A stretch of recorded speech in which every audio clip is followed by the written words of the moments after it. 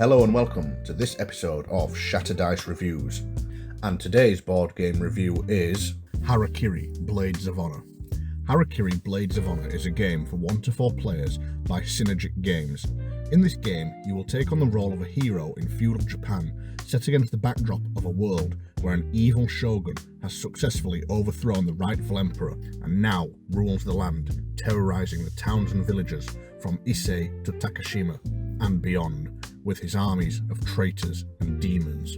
It falls to you to travel the land and lead a resistance movement to topple the corrupted tyrant from his seat of power. But before you can do that, you must first seek out and keep safe the emperor's son and rightful heir before the shogun's forces find him. So, what's this game all about? Well, like many such games, the main meat of the game is a dungeon-crawling tactical miniatures game where you and your allies will fight a host of enemies using weapons and skills you have acquired throughout your adventures. But wait, there's more.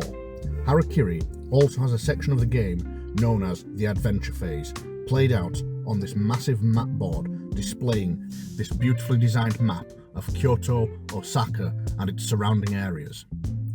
In the Adventure Phase, you will travel along these roads, visiting towns and shrines and accomplishing missions that will directly affect the difficulty of the Exploration Phase, where you will do most of the combat.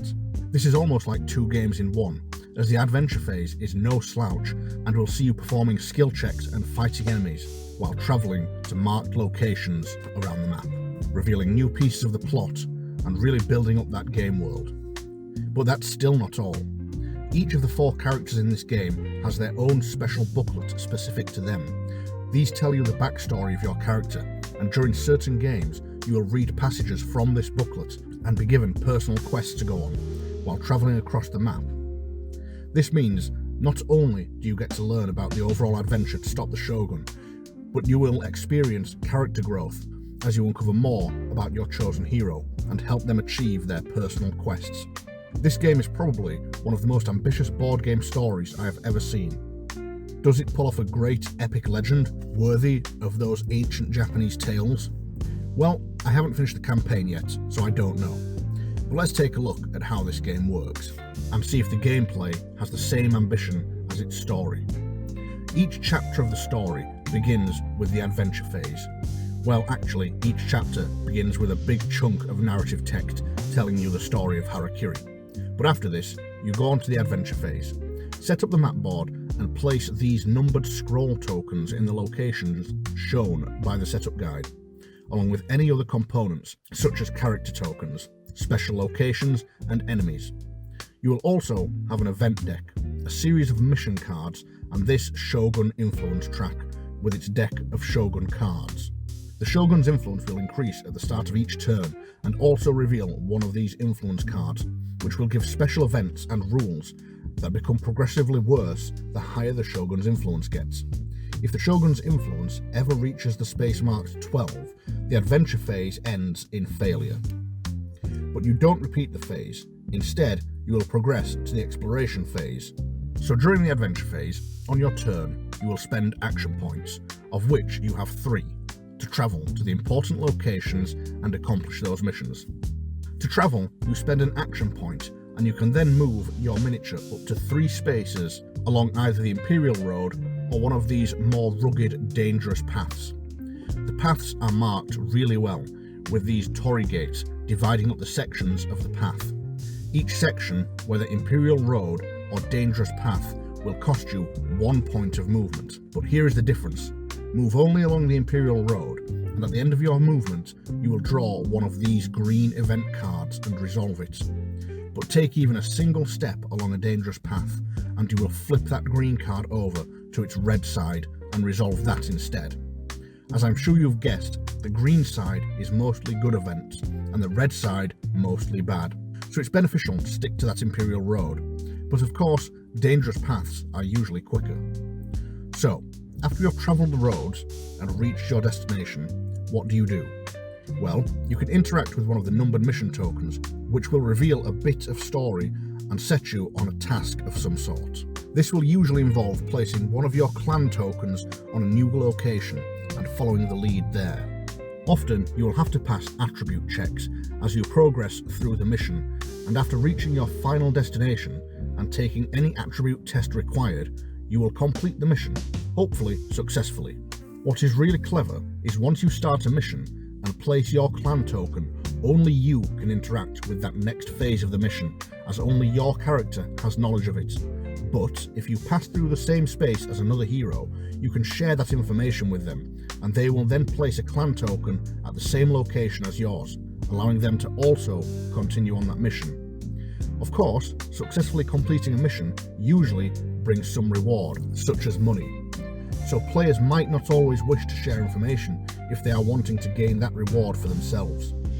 As well as mission and clan tokens, you may also have character tokens at certain places.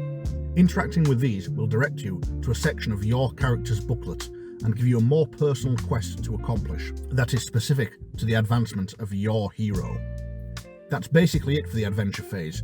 Run around the countryside and try to complete as many missions as possible before you run out of time. Just before we move on to the exploration phase, let's go over how attribute tests work. Each character has 4 attributes: strength, law, dexterity, and spirit. Over the course of the campaign, you can level these up to a maximum of 3.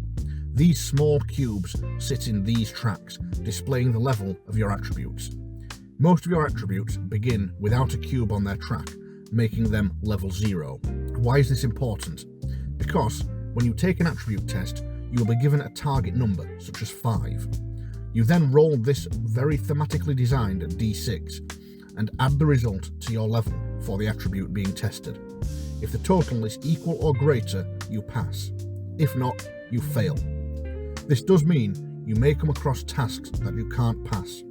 For example, if you're instructed to do a dexterity check with a target of 7 and your character has a dexterity level of 0, you cannot achieve the target number. However, if your character had a dexterity level of 2 and you successfully roll a 5, you will add 2 to the result for your dexterity, giving you a total of 7, and therefore passing the test. So, this brings us on to the exploration phase. This is where the game zooms into the adventure board and gives you these tactical dice rolling fights against the Shogun's forces, where you get to use all of your special skills and gear. In this phase of the game, you will usually be given a choice at the start of the phase, a kind of choose your path sort of thing. Do you want to go over the bridge or through the hot springs kind of choice? Once you have made your choice, turn to the indicated page in the storybook and follow the set of instructions, placing enemies and tokens as indicated. You will also need to place these event cards in the Omamori envelopes. These are a clever way of revealing events, as you slide them out of the envelope one at a time, allowing one card to contain multiple events. Events trigger at the start of each round, and to do this, you draw a card from this Oracle deck. If the Oracle card is green, slide up the green event card to reveal the next event. If the Oracle card is red, slide up the red event card. Once again, green is good and red is bad, just like in the adventure phase. Speaking of the adventure phase, if you succeeded in your main mission during the adventure phase, the Oracle deck will contain more green cards, and if you failed, then it will contain more red cards, meaning failure in the adventure phase makes for a harder exploration phase. But what happens if you draw a green Oracle card and there is no green events left to reveal? Well, of course you draw a red card, right? Wrong. Anytime you cannot reveal an event card, you will move one step forward on this malice track. If it ever reaches space number 6, the exploration ends in failure. So that's exploration events. Now let's take a look at how combat works. At the start of the round, each player gets 3 of these action tokens, and these initiative cards are shuffled, containing both the heroes' and enemies' ID cards. Lay them out in a track, and then each figure activates from left to right. Each enemy is identified by a coloured symbol on their card, so you know which enemy activates if there are multiples of the same type. So when your initiative card comes up and it's your turn to activate, you will have 3 action points to spend, which will mostly be moving, attacking, and interacting with any story token placed on the board. Interacting is very simple. Spend an action point, read the entry in the storybook, apply any effect. Moving is also pretty simple. 1 action point allows you to move up to 3 spaces plus 1 space per dexterity level.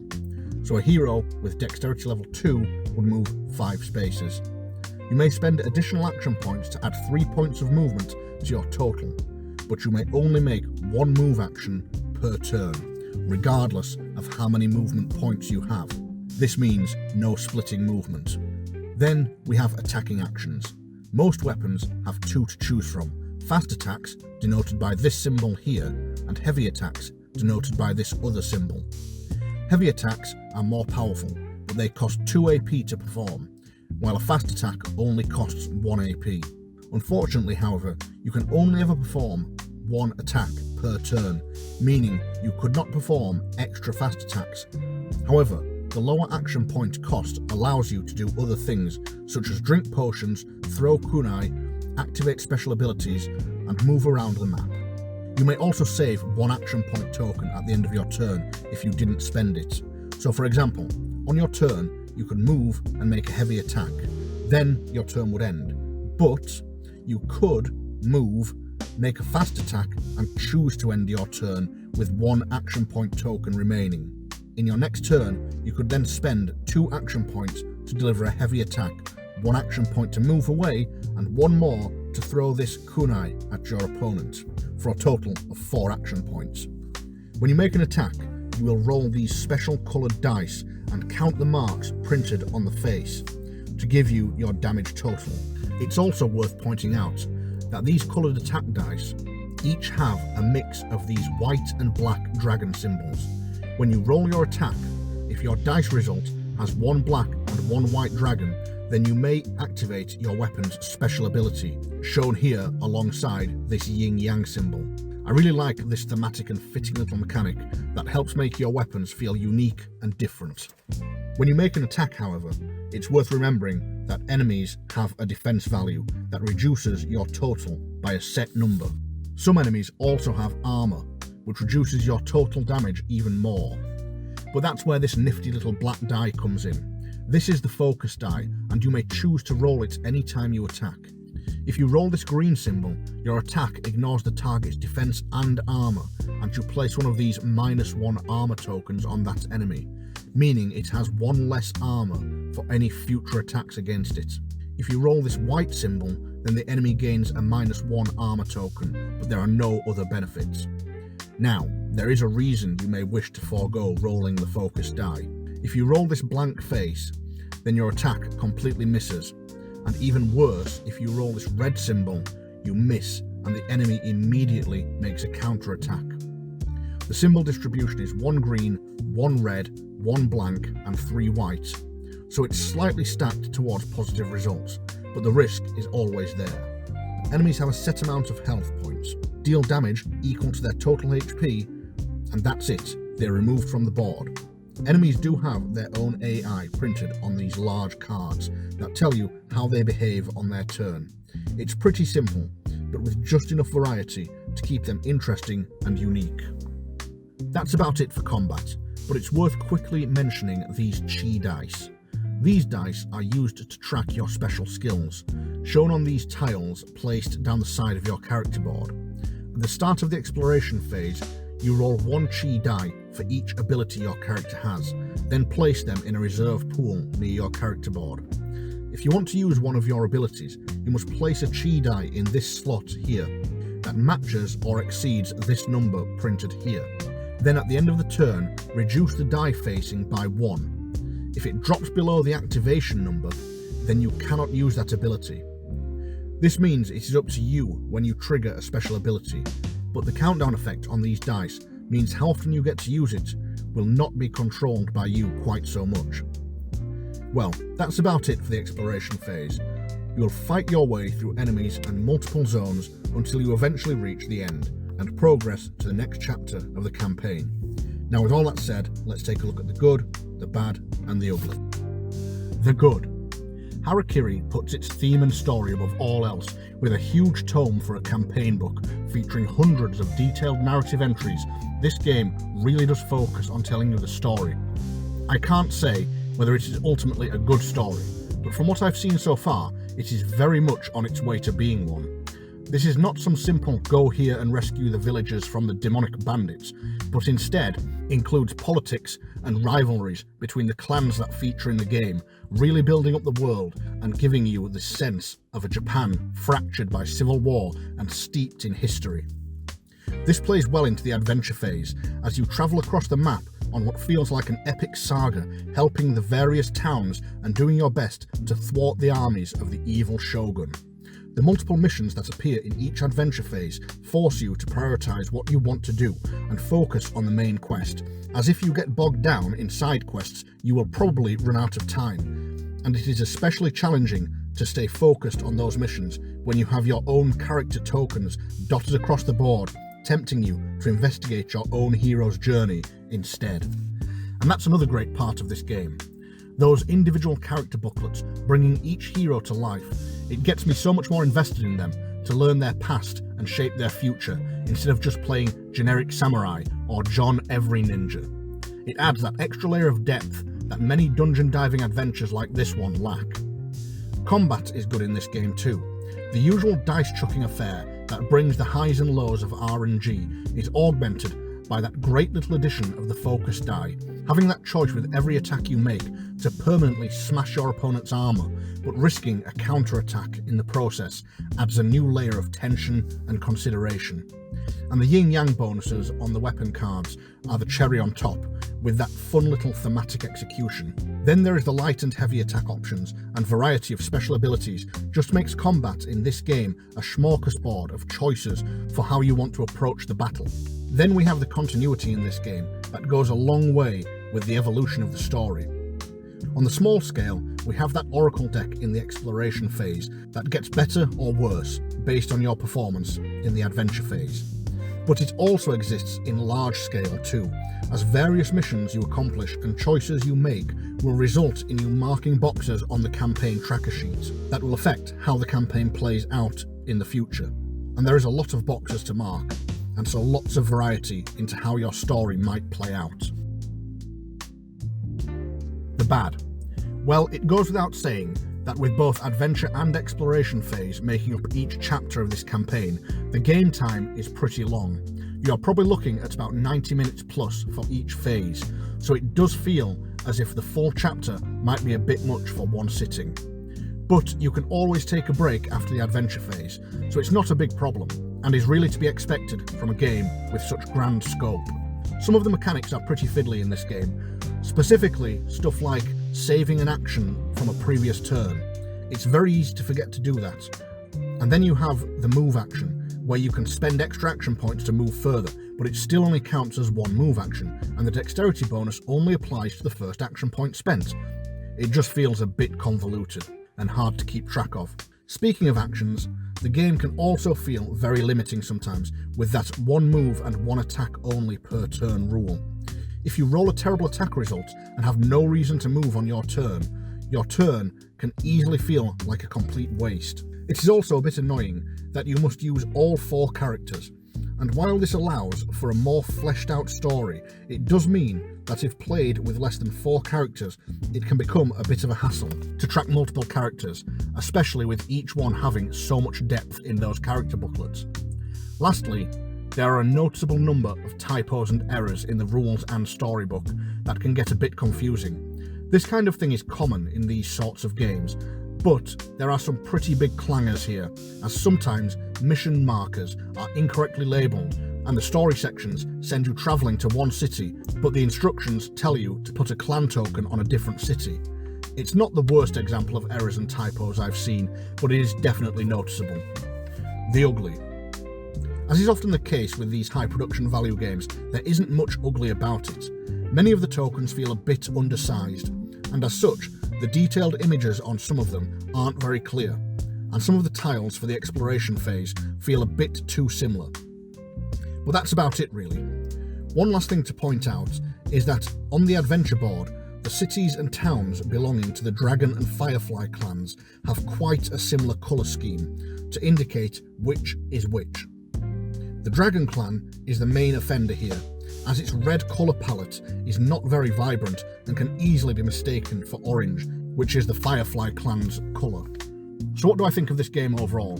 Well, it's certainly not boring at all, that's for sure. It has a few issues, mostly with those book errors, though you can find errata pages online, and some of the rules can feel a bit overcomplicated. But if you are looking for a fun, epic narrative adventure of samurais and shoguns, then look no further, as this game has everything you could want out of a game like this. Well, I'm bored of reviewing this game now. If you like these reviews, feel free to like and share and subscribe to the channel. Bye.